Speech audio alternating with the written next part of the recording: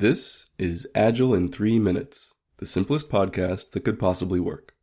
My name is Amitai Schleier. On any given day, when we're developing software, how many decisions do we make? Dozens? Hundreds? My intuition, the first idea that comes to mind, tells me it's thousands. Seems high, right?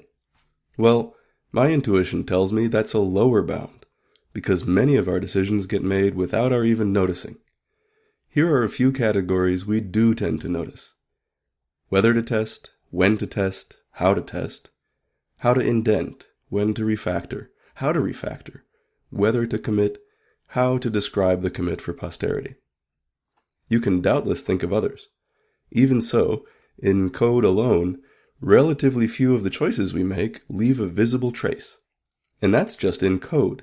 Counting decisions is like measuring coastlines.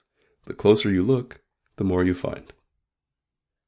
If you've been persuaded to come around to my point of view, I appreciate your trust.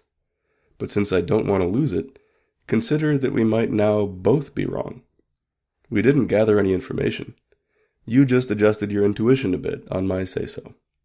If you've been taught that intuition is wishy-washy, or that decisions should be data-driven, you might wonder whether you really ought to have changed your mind. But we're always making judgments from incomplete data. We're always leaning on our intuition to get by. No way around it. The trick is to engineer it to your advantage. Our thousands of daily decisions can generally be well made if and only if our intuition about software has been well developed. But it doesn't come from the factory that way. Who among us would believe before seeing it that spending time writing tests and working in pairs could save time? If we want to make effective business decisions, we need to start by accepting 3 premises: that our intuition exerts tremendous influence over our decision-making, that it can lead us astray, and that it can be developed.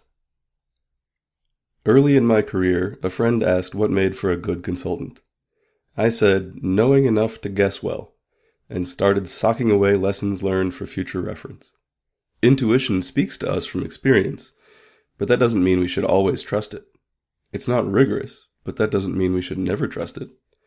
There's a perhaps counterintuitive art to knowing when. Some function of justifiability, bias, the cost of waiting for more information, the cost of being wrong, and a little intuition.